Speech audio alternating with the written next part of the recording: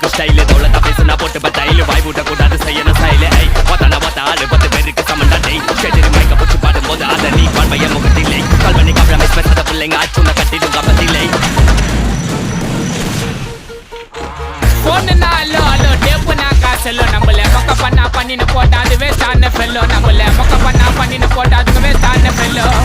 excuse me அல்லோ அல்லோ உன்னை இல்ல Cello நம்ம கூட்டத்துக்கே பயந்த கோய்ந்த அதான்